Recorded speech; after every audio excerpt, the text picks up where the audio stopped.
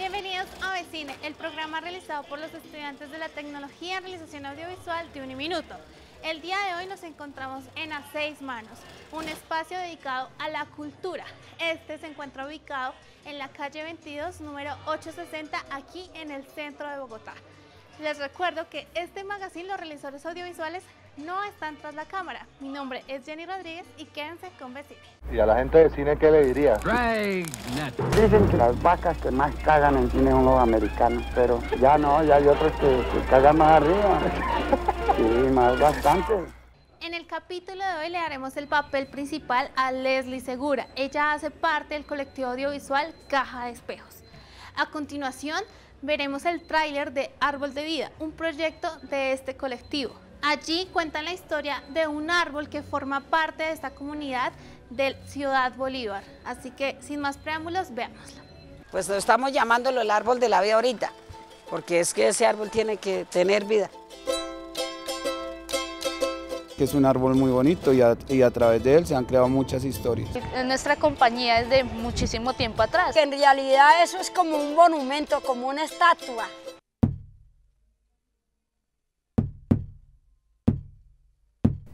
Si por años se robaron estas tierras, ¿por qué no nos pueden ceder un pedacito de tierra, que es lo que ocupa el árbol?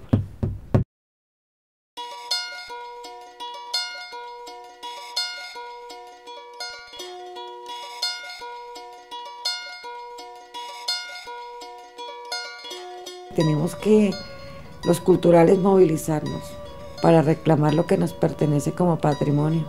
Por eso estamos apoyando esta causa acá y que hasta donde nos toque vamos. Bienvenida, Leslie, a Avecine. Es para nosotros todo un honor tenerte aquí y aquí siempre estarán las puertas abiertas para ti. No, muchas gracias a ustedes y a Avecine y a la Universidad Minuto de Dios. Ay, qué bueno. Bueno, Leslie, primero que todo, antes de hablar algo que ya vimos, primero cuéntanos qué es Colectivo Caja de Espejos. Pues Colectivo Caja de Espejos es una iniciativa que nace de tres amigas.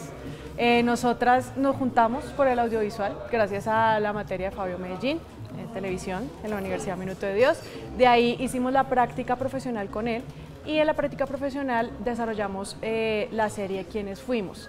Y desde ahí empezamos a trabajar el tema y años después nos reunimos y dijimos, bueno, queremos hacer algo independiente, queremos hacer algo por nosotras relacionado con el audiovisual a partir de lo que ya habíamos aprendido y pues nació el colectivo Caja de Espejos. Entonces es una iniciativa, yo creo que de amigos, de amigas, y siempre hemos sido, todo lo que hemos hecho hemos ido sumando amigos y amigas y eso es algo muy chévere del audiovisual. Muy bonito, claro. ¿Y cuánto llevan?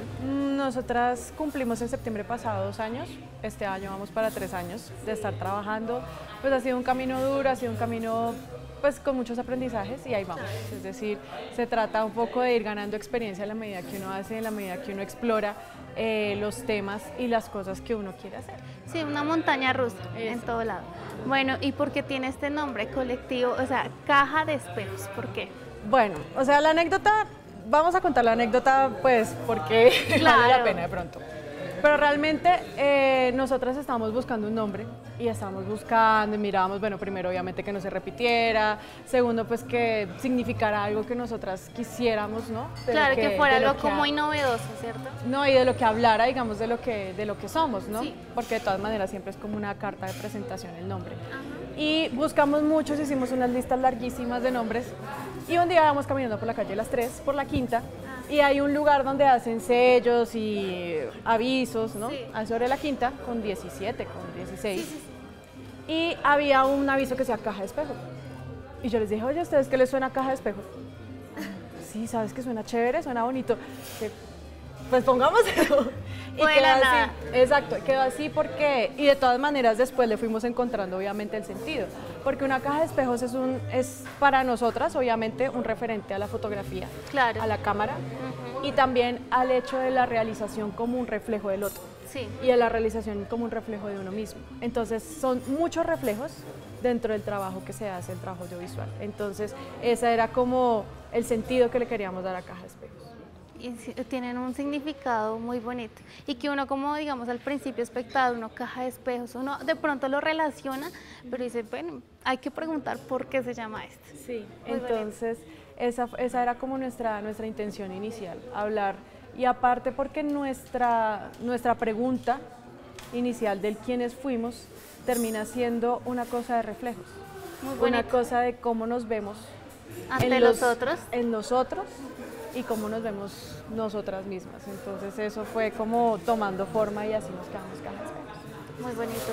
Bueno, hace poco vimos el tráiler de Árbol de Vida. Cuéntanos de este proyecto, cómo se desarrolló y de dónde nace esta idea. Bueno, pues Árbol de Vida surge de una iniciativa distrital que se llamaba Armemos Parche, Sí. en la que había varios grupos, varios parches, como le dice su nombre, que trabajaban diferentes temáticas sociales.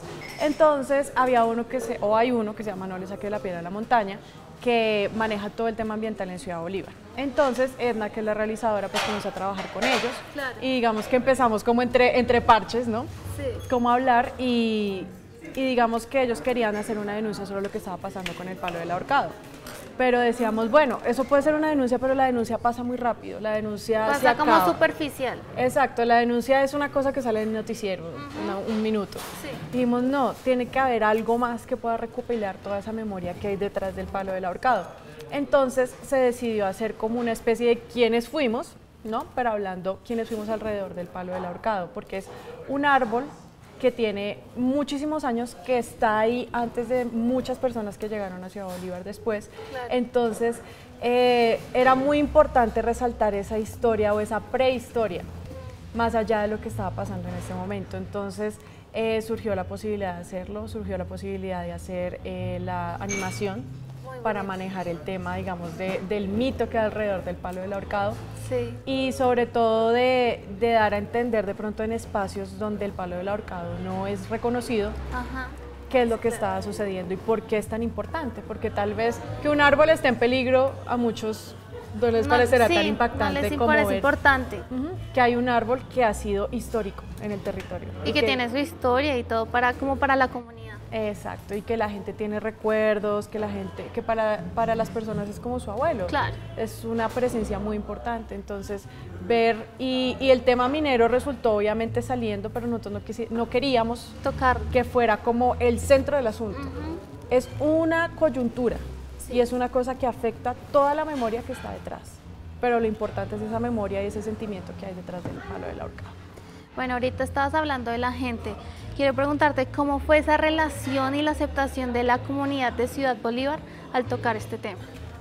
Digamos que llegar a la gente fue gracias a No le saque la piedra a la montaña, porque de todas maneras ellos fueron los que hicieron la conexión directa con la gente, con la comunidad.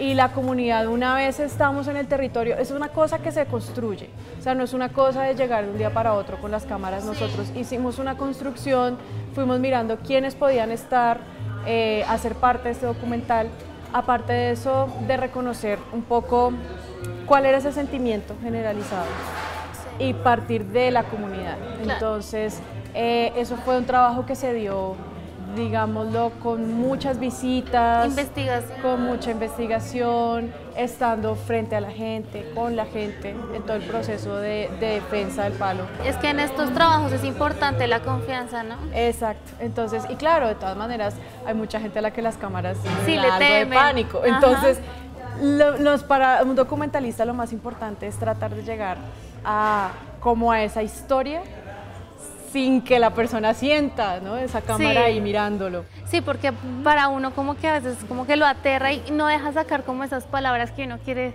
Exacto. Como decir. Exacto, entonces es parte de construir la confianza y eso se logró con el árbol de vida.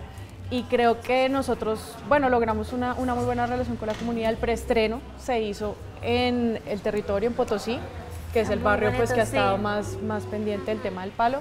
Y fue con la gente. Y la gente, ahí lo que hicimos fue recoger como cuáles eran los sentires de las personas al verlo, qué pensaban. Y creo que a partir de ahí logramos después hacer el estreno en la Cinemateca Distrital. Qué bonito. Bueno, hablando también de este proyecto, cuéntanos cuáles fueron esas dificultades que se dieron a la hora de desarrollar este. Bueno, Digamos que aparte obviamente de hablar con la gente y de tener como esa cercanía con las personas, pues está obviamente el tema de la mina, fue difícil. Claro. Hubo momentos tensos porque de todas maneras los dueños de la mina pues estaban pendientes y están pendientes de todo lo que está sucediendo. Entonces hubo momentos en los que Edna, o sea, la realizadora, tuvo que salir corriendo porque salen pues los celadores, esta gente de la mina, ¿no? Como a prohibirles. Exacto, a entrar. Entonces esos fueron los momentos más difíciles y más tensos como tal, digamos, de la realización. Y obviamente, ¿qué otra cosa es más complicada todavía? Pues creo que toda la parte de edición, toda la parte de escoger cómo contar, es una cosa que creo que para todos los realizadores es una cosa supremamente complicada, porque uno quiere meter todo, y uno quiere hablar de todo y quiere que todo salga, pero al final buscar ese hilo conductor es importante. Es importante. Bueno, ahorita nos hablabas del estreno que se dio en la Cinemateca. ¿Cómo fue ese momento? Ay, pues fue muy emocionante porque es como ver el resultado del trabajo como un de hijito. un año, exacto, ver a la gente estaba muy contenta porque veía que había resultados. Sí, es decir, que algo de lo que ellos habían puesto dentro del documental como comunidad estaba plasmado ahí. Es decir, que no éramos solo nosotras, sino que eran ellos también representados y reflejados en el documental de Árbol de Vida. Entonces estuvieron muy contentos. Ese día fue muy grato y lo recordamos con mucho cariño porque aparte de eso nos acompañaron todas las personas que nos han apoyado en este proceso. Que hicieron como parte del proyecto. Exacto, no solo digamos como el proyecto Árbol de Vida, sino el gran proyecto Caja de Espejos. Entonces, como les digo, o sea, un colectivo es una cosa de amigos y creo que en esos momentos es cuando la amistad también se siente mucho más, en los momentos muy bellos y en los momentos más difíciles. Entonces eso es una cosa como que se va construyendo y eso fue muy lindo de la Cinemateca. Qué bonito. Bueno, sabemos que Árbol de Vida ha participado en varios festivales, entre esos está el de Santa Fe de Antioquia, que participó en el año 2016. ¿Qué tal la experiencia de estar allí? No, pues fue muy bueno, o sea, realmente lo importante de estos festivales es que cada vez se abre más la puerta a los nuevos realizadores, primero, y segundo, a compartir experiencias con realizadores que ya llevan bastante trayectoria. Entonces estuvo Tulemonde, Jacques Tulemont estuvo, y él fue uno de los que dio pues un taller. Entonces fue muy chévere porque es una persona que ya tiene una experiencia haciendo largometraje y tal vez uno que hasta ahora está empezando, pues es muy importante nutrirse. Y los festivales tienen que ser cada vez más eso, no solo como el espacio, digamos, de los de siempre. Sino para más gente. Sino ser un espacio en el que haya más personas y en el que haya la posibilidad de intercambio de experiencias, intercambio de conocimientos. Entonces es muy interesante, vale mucho la pena. Bueno, ¿y tienes en mente algún festival que les puedas recomendar a nuestros vecinos? Ay, Dios mío, pero ¿como en qué sentido? Pues aparte del Santa Fe de Antioquia, que es bastante bueno, depende. Digamos, el Ojo de Sancocho también es bastante bueno. Es un festival alternativo, es un festival comunitario que vale la pena ponerle el ojo porque trae bastantes personas muy valiosas que tienen proyectos comunitarios alternativos sociales que vale la también. pena conocer. ¿Y a la gente de cine qué le dirías? Dicen que las vacas que más cagan en cine son los americanos, pero ya no, ya hay otros que cagan más arriba. Sí, más bastante.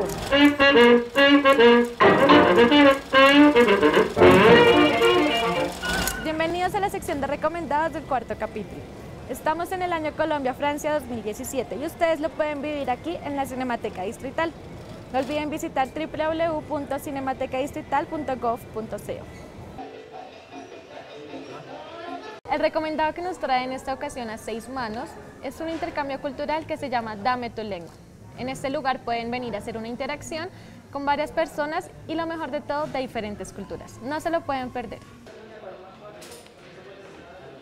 Vecine también tiene un espacio dedicado para los estudiantes. Laura Cataño, estudiante de realización audiovisual de la Uniminuto, nos envió su trabajo fotográfico en Análoga. Ustedes, así como ella, también pueden enviar sus trabajos audiovisuales o fotográficos a nuestras redes sociales. Nos vemos en una próxima.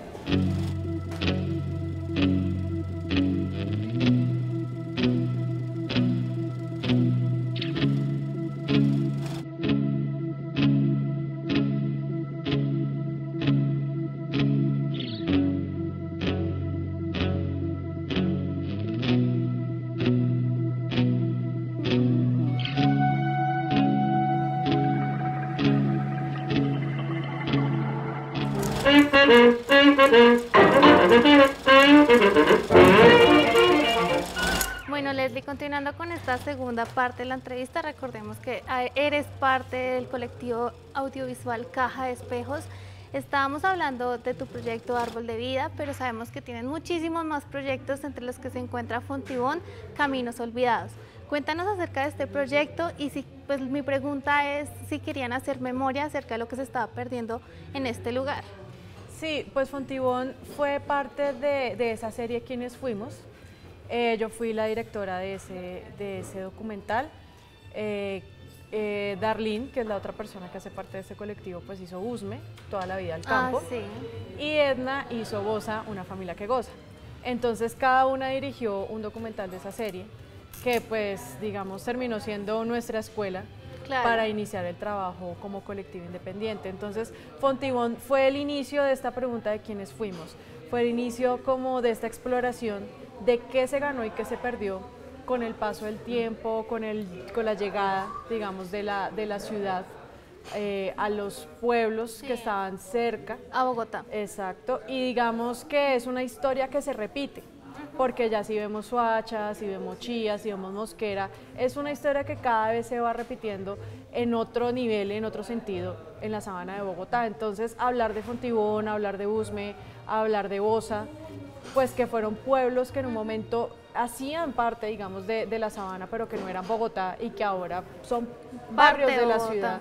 Pues fue una de nuestras motivaciones y fue importante, o sea, fue un descubrimiento de una historia que aún para uno que es bogotano es totalmente desconocida. Claro. Entonces yo nunca, antes de haber hecho el documental, nunca había ido a Fontibón. ¿En serio? Y hacer todo el documental terminó dándome un sentimiento casi de propiedad, de arraigo por Fontibón, por la localidad, porque uno ya empieza a entender muchas cosas. Empieza a entender todo el tema de la migración, empieza a entender todo el tema de la cultura, de lo que se pierde, de esta vecindad que se pierde con la llegada obviamente de la ciudad, sin dejar de lado que la ciudad trae sus beneficios. La ciudad trae un beneficio muy grande que es tener, digamos, tiendas cercanas, tener la posibilidad de un transporte mejor, pero todo eso tiene un precio. Entonces, ese era un poco como el equilibrio de lo que queríamos hablar con Fontibón, los Caminos Olvidados.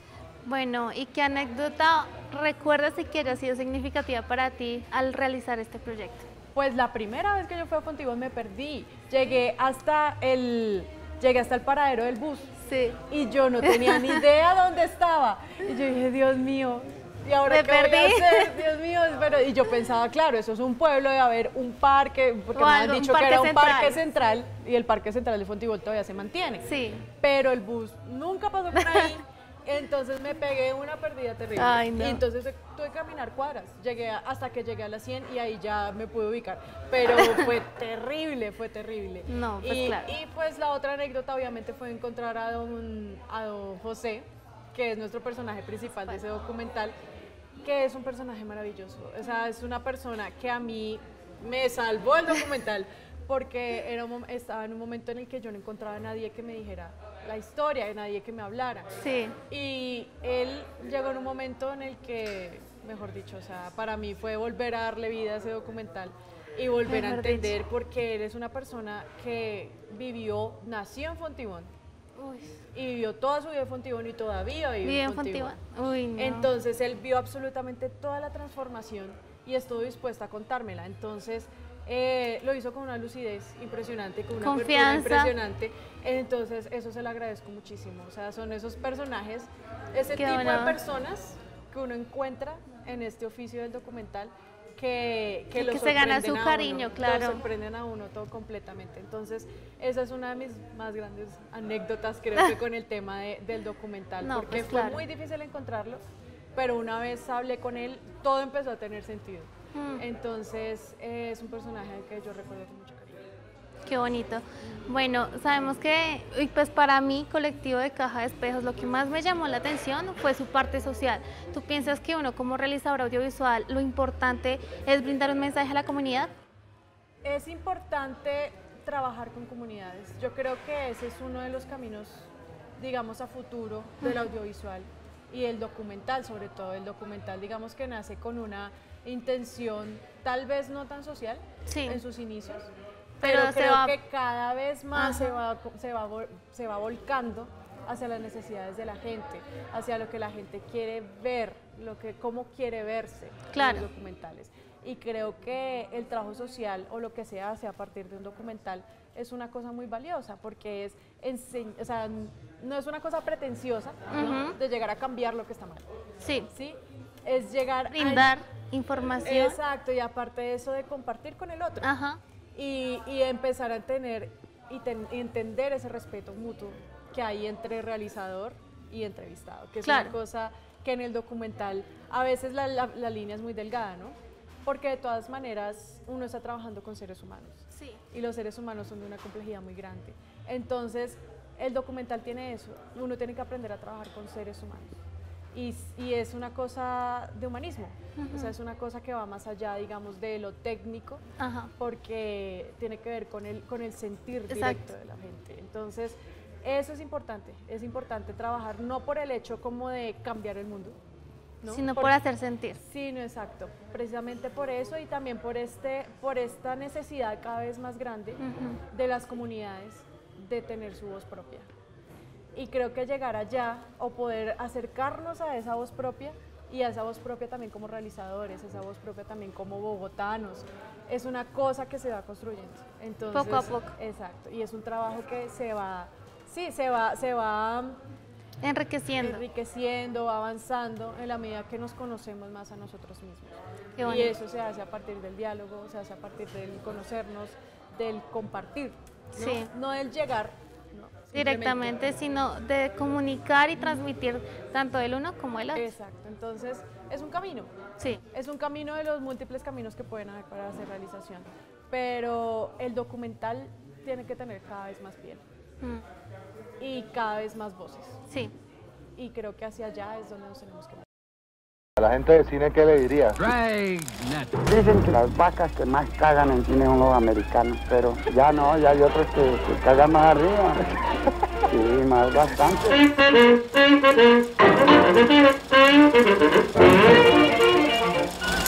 Bueno, y el consejo que yo les puedo dar como realizador a los estudiantes que están arrancando el camino por estas carreras, yo creo que lo más importante es que casi todos nos enfocamos siempre en la parte técnica, en ver la iluminación, en que todo quede súper bonito, pero a veces se nos olvida ese pequeño detalle, es que cuando vamos a grabar casi siempre estamos contando una historia y en eso es en lo que más falla uno cuando arranca un poco en las estructuras narrativas, en no olvidar que al contar una historia no es, pues historias se cuentan todos los días en cualquier lado, pero siempre cuando uno cuenta una historia tiene que tener un orden narrativo muy claro, saber que el que está al otro lado de la pantalla tiene que entender muy claramente lo que le están contando, pero más allá de eso, tratar de encontrar ese tono narrativo que hace que uno sea diferente a otro director.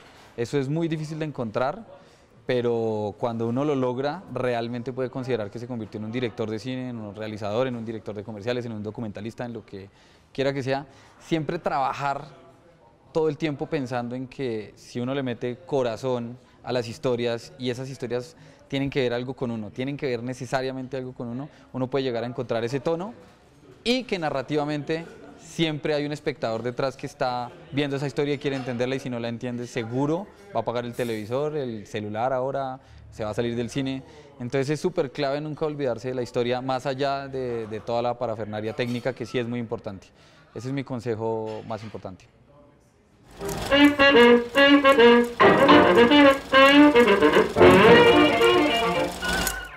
Bueno, Leslie, cambiando un poco de tema, ¿qué piensas acerca del movimiento audiovisual que se está dando aquí en Colombia?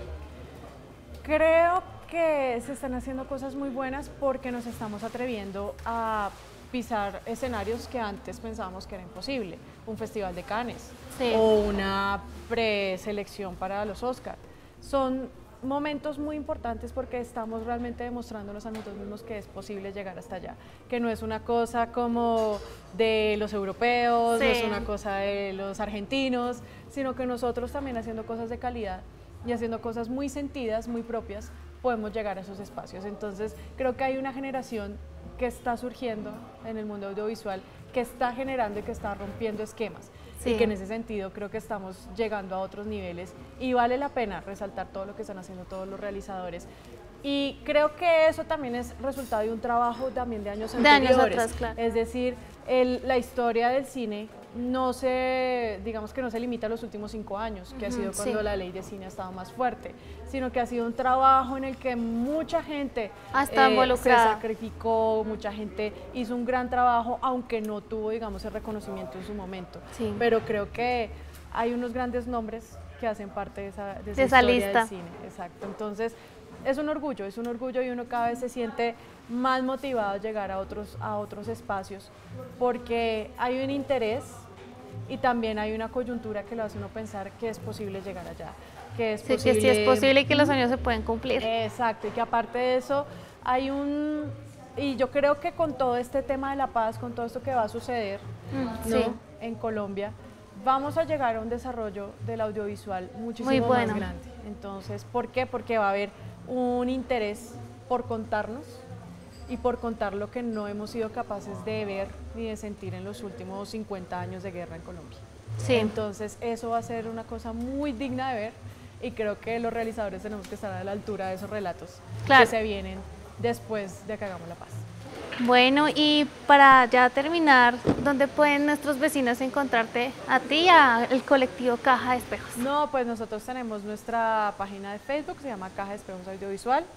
Tenemos un @ en Twitter, que es @despejos, entonces también nos pueden encontrar ahí. Y pues Facebook personal no tengo, entonces por Caja de Espejos Audiovisual, ahí nos pueden encontrar en Facebook. Bueno, y este es un pequeño regalito que Vecine te quiere dar a ti y al colectivo Caja de Espejos. ¡Ay, qué bello! Muchas gracias. Sí, es el pequeño regalito que queremos darles para que ustedes se acuerden de nosotros. Ay, bueno, y gracias por estar aquí en Vecine. Lo mismo, muchas gracias a ustedes. Bueno, mis vecines, eso fue todo por el programa de hoy. Esperamos que les haya gustado y no olviden ingresar a nuestras redes sociales. Recuerden que allí pueden encontrar todo el material inédito de este capítulo y de otros más. Nos vemos en una próxima.